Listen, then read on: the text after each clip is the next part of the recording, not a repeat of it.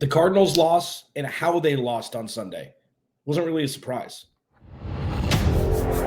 You are Locked On Cardinals, your daily Arizona Cardinals podcast. Part of the Locked On Podcast Network, your team every day.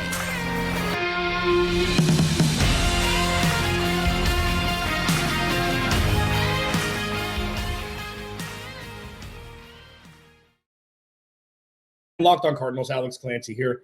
Follow me on Twitter at Clancy's Corner. Follow the podcast at Locked On AZ Cards. Thank you for making Locked On Cardinals your first listen each and every day, free wherever you get your podcast and on YouTube. Today's episode of Locked On Cardinals is brought to you by the Game Time app. Download the Game Time app, create an account, use code Locked On NFL for $20 off your first purchase. Last minute tickets, lowest prices guaranteed. So Cardinals lose in pretty predictable fashion, 26-9. They had a halftime lead. They didn't score in the second half. Cooper Kupp and Matthew Stafford pretty much were on track all game. This isn't me saying like, oh, I told you this is what was going to happen. It's not a surprise that this is how the Cardinals lost. It's not. Kyren Williams had over 150 yards rushing in the second half, I believe, and ended up getting into pay dirt to kind of seal this game away. Cardinals fall to 1-5. We'll talk about, a whole bunch. I'll talk about bright spots because there were a couple and grading on a curve, but there were still a couple, especially for future paced bright spots. There were definitely a couple that the Cardinals can go back and watch the tape and be like, you know what, those were some good spots. I mean, the Cardinals not getting in the end zone, scoring 9 points, even though they could have been up 17-6 at halftime. I mean, they had spots. Muffed punt by the Rams, put the Cardinals inside the 25 of the Rams field goal. It was just, this offense just isn't good. The defense isn't good. They don't have any talent compared to other organizations. So when you go into a game like this, it's not an excuse. It's a reason. But the reason why I harp on proof of concept so much is this concept that we're watching slowly start to be implemented into the granular levels of this team will work with good players. More good players.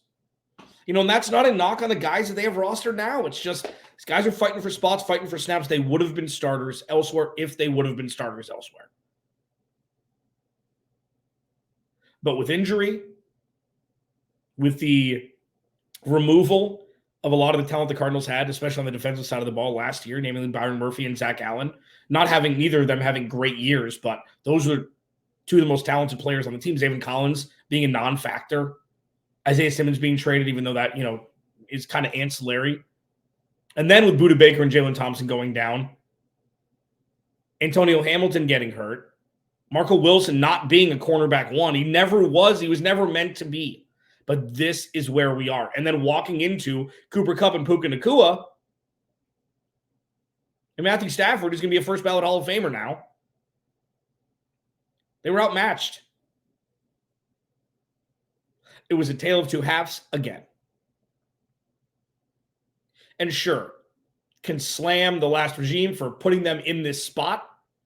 A lot of people are like, well, Cliff Kingsbury never gave up this many leads. Cliff Kingsbury's offense looked better than this. Everydayers, if this isn't you, I apologize. And if it is you, listen very carefully. Comparing the 2020 and 2021 rosters to this roster is irrational. Comparing the 2018 roster with Steve Wilks to this roster, more palatable. But it's flipped because the 2018 roster had defensive talent, no offensive talent, and now the Cardinals have talent on offense and not on the defensive side of the ball. You cannot compare anything over the last 4 years with this year. This year is the preseason into the regular season of this organization that starts next season. That's what it was set up to be. Kyler Murray going out, them not re-signing anybody, not bringing anybody in during free agency aside from Kazir White, really. This is where they're at. And this is going to happen a lot more than it doesn't until Kyler Murray comes back and until they go all out in free agency next year and in the draft. Kyren Williams hasn't played. B.J. Ojolari's been a non-factor due to injury, recovering from injury and otherwise. I've said since the season started, I said 2 months before the season started, this year will be about individual players and scheme/concept. It's like spotlights on different players every week. Oh, you know what? X player put together some pretty good series in a row. Let's see if he can build on that next week. And it's not, parceling between, a team to get to players. It's just that's where we are.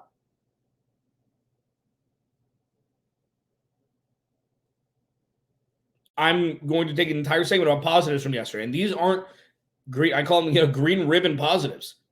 These aren't consolation prize positives. This is a team that's devoid of NFL talent necessary to compete.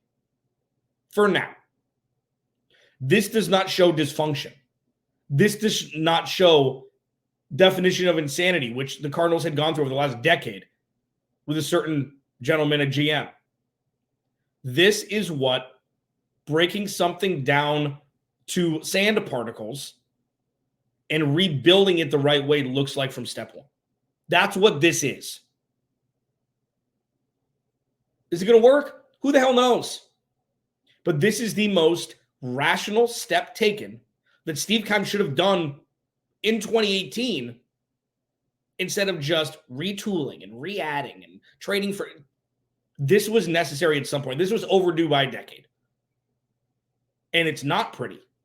It's rock bottom. It's the worst case scenario until it's not.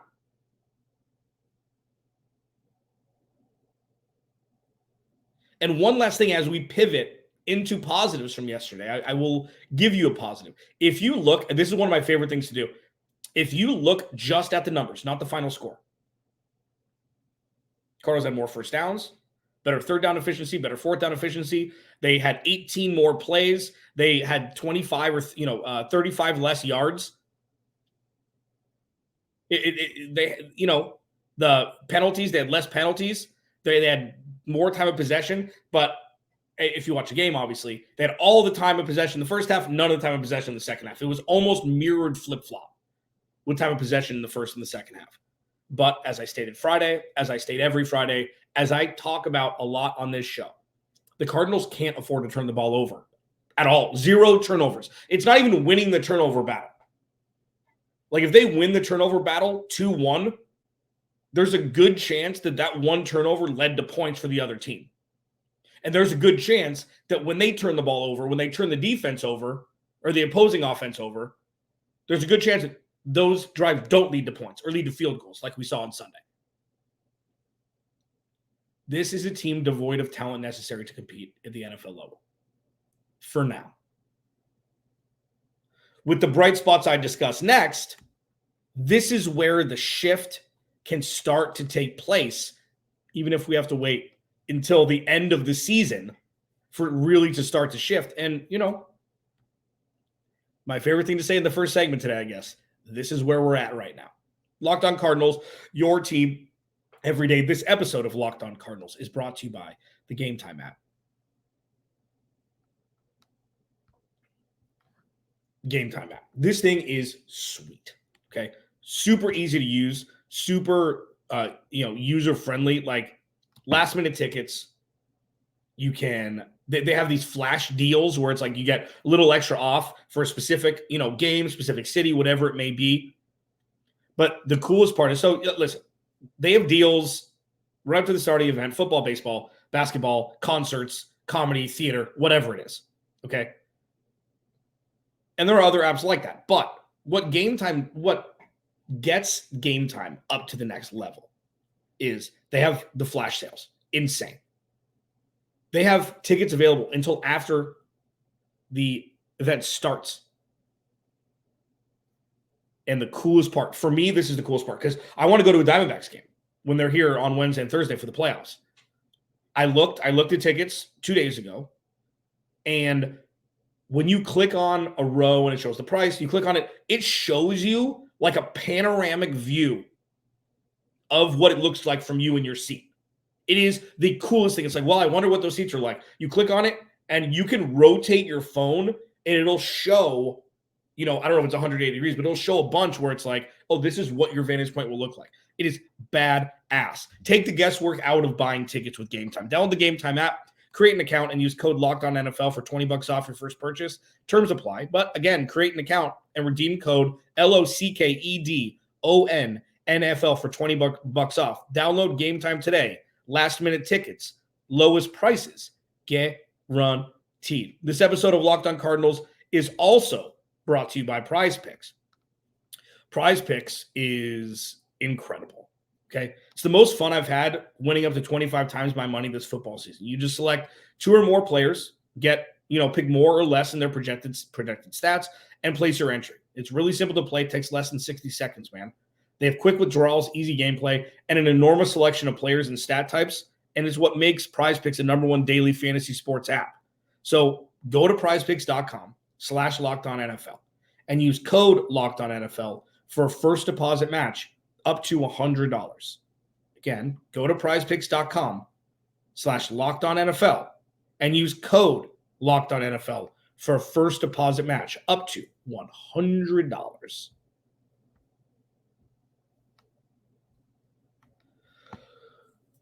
Cardinals lose 26-9 in unsurprising fashion. They're up in the first half.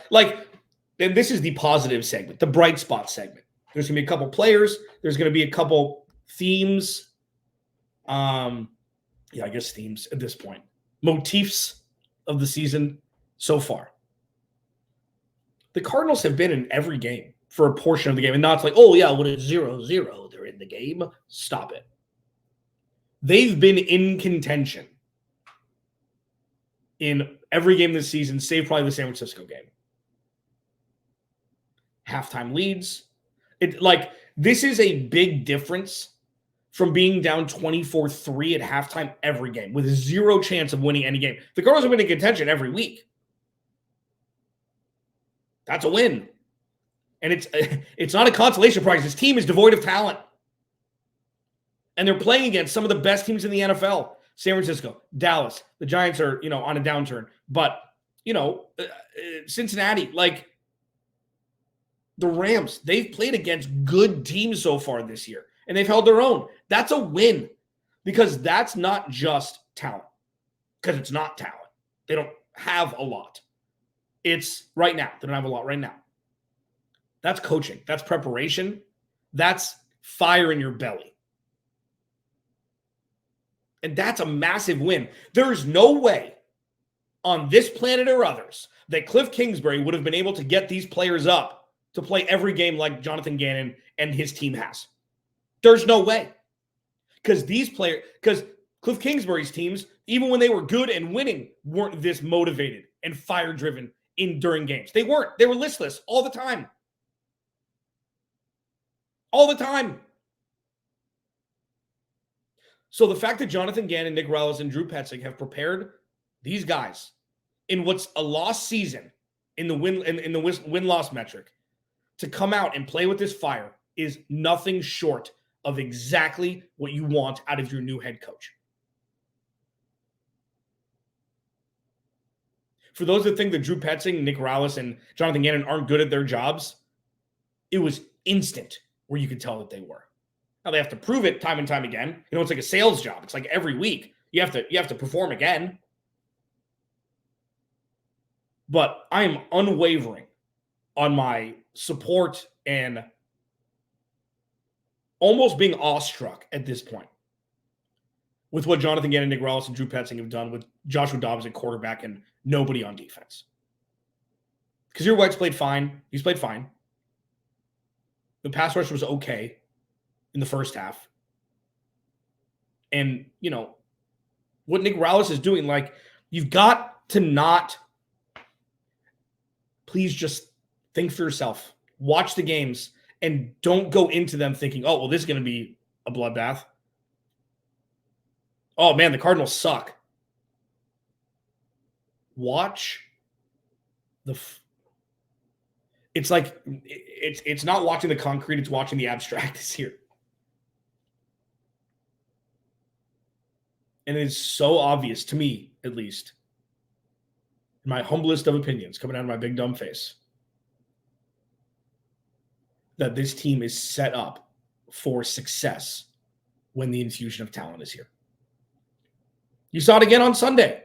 The second half, and then here's the thing. So this will sound like an excuse, and I don't really care. The Cardinals turn into a pumpkin at some point every game because talent needs to overcome. The Cardinals don't have anywhere near the amount of talent. Pretty much any team, the Cardinals don't have a strength.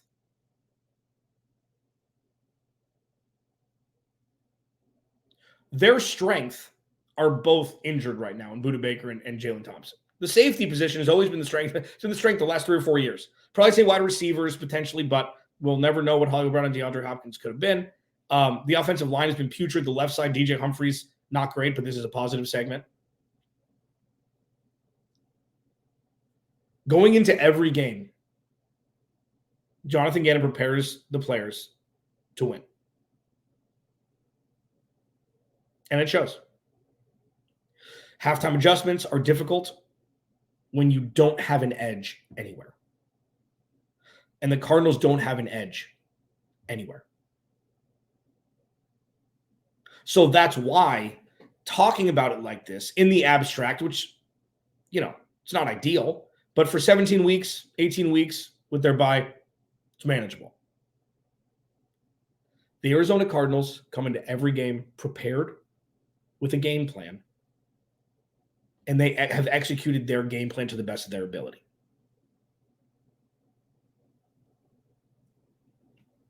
What more can you ask for from a quarterback who has been with the team for now maybe 3 months, maybe less? No RB1, no CB1, no safety room, no real pass rusher, no true bona fide wide receiver one. What more do you want? Couple bright spots. Michael Wilson catches everything. These are the little things that I'm talking about where it's focus on what's in front of you regarding player performance. And what I mean by that, it's every game's like that, you idiot. A couple catches here and there for Michael Wilson is really all. He doesn't need to have Puka Nacua numbers to show that he's going to be important for this team moving forward. He's going to be important for this team moving forward.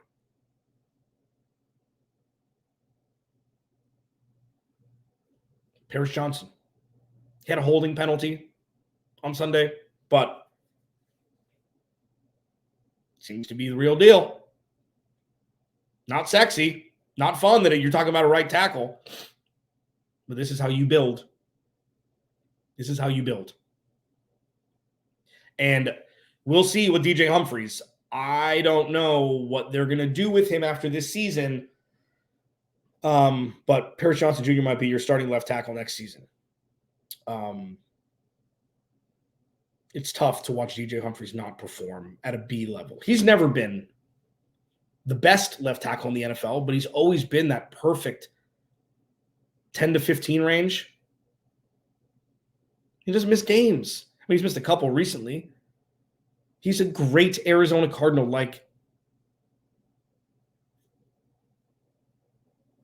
It just stings to not be able to rely on him anymore with how important he's been to this organization, regardless of how many games they've won or how many playoff games they won, how many Super Bowls they've made. He has been a bona fide, true, perfect ambassador for this team when they're few and far between at times, especially marred by, ownership and the GM and things like that. He has been incredible. It just sucks to see him not performing the way he used to. Alex Clancy, Locked On Cardinals. Is it time for a change at the QB position? Have I been waiting to do this segment for a long time? No, I didn't think I was going to have to do this segment. Now my brain is in a pretzel, so I've got to do this segment. This episode of Locked On Cardinals is brought to you by LinkedIn. For those that have listened to this podcast for a while, first of all, thank you. Second of all, I have a tight-knit relationship with LinkedIn. Use it a lot, searching for jobs for a long time. I was on LinkedIn. And these days, every new potential hire can feel like a high-stakes wager for your small business. And you want to be 100% sure that you have access to the best qualified candidates available. And that's why you have to check out LinkedIn Jobs. LinkedIn Jobs helps you find the best candidates you want to talk to faster. So you make a post, you add your job in the purple hashtag hiring frame to your LinkedIn profile to spread the word that you're hiring. Simple tools like screening questions make it easy to focus on candidates with just the right skills and experience so you can quickly prioritize who you'd like to interview and hire. And for that reason, it's why small businesses rate LinkedIn Jobs #1 in delivering quality hires versus leading competitors. LinkedIn Jobs helps you find the qualified candidates you want to talk to faster. Post your job for free at linkedin.com/lockedonnfl. That's linkedin.com/lockedonnfl to post your job for free. Terms and conditions apply. Cardinals lose 26-9. Cooper Kupp is Cooper Kupp. Kyren Williams had another breakout day against the porous run defense for the Cardinals. It can be a long year. But that's why I implore you to find the little things to smile at. Find the little things to be excited about. Because that's all there is right now. And that's okay until Kyler Murray comes back. I'm not ready to have the conversation, should they just sit Kyler the rest of the year? I'm not ready to have that conversation yet. It might be soon. I almost did today, but I'm going to wait. Is it time for Clayton Tune? Joshua Dobbs did not look good yesterday. Joshua Dobbs did not look good the week before. Joshua Dobbs has shown why he hasn't been a starting quarterback in the NFL so far in his career. And that's okay. It's okay. He wasn't supposed to take Kyler Murray's job. He would have been starting somewhere else with all of the terrible quarterback play that's been going on in 2023. If Joshua Dobbs was even at Colt McCoy level from last year, he'd have a starting job probably, or vying for one with a quarterback who's on the hot seat. He's not a good quarterback. I give the kid some reps. I would wait one more week. They go to Seattle. At this point, and I said Clayton Tune should have been the starter in week 1 until he proves that he's not ready to play at an NFL level. And I think that's fair. Them trading for Joshua Dobbs, he knows Drew Petzing from Cleveland, fine. He deserves one more shot. He deserves one more shot. Let's see. It's like first one is something, second one is a coincidence, and the third one is a rule, whatever it is. I butchered that. Somebody in the comments just tell me what I just butchered, please. Third time would be the opposite of a charm for Joshua Dobbs. If he comes out and lays an egg and doesn't play well, turns the ball over a couple times, whatever it may be, in week 7, it's Clayton Tune until it's Kyler Murray. And I don't really this is a quarterback battle for backup quarterback. What if Clayton Tune comes out and hucks it? This offense would have more verticality with Clayton Tune. We know that. Clayton Tune can move outside of the pocket. Clayton Tune's got a cannon. And he knows the offense. So maybe, I would understand if they'd want to coincide with James Conner coming back. We don't know James Conner's coming back. We have no idea what this roster is going to look like after week 10. We have no idea because there's so many bad teams in the NFL that the Cardinals aren't well, you know what? Bring Kyler back. They win 4 games. They'll probably have the 3 overall pick. 2 wins could get you the 3rd overall pick. I mean, that's how bad these teams are this year. So bad. Awful bad. So at this point, you give Joshua Dobbs one because he deserves it. 100% deserves it. This is not a quick pull just because I've been on the Clayton Tune should start, train or whatever since before they cut Colt McCoy.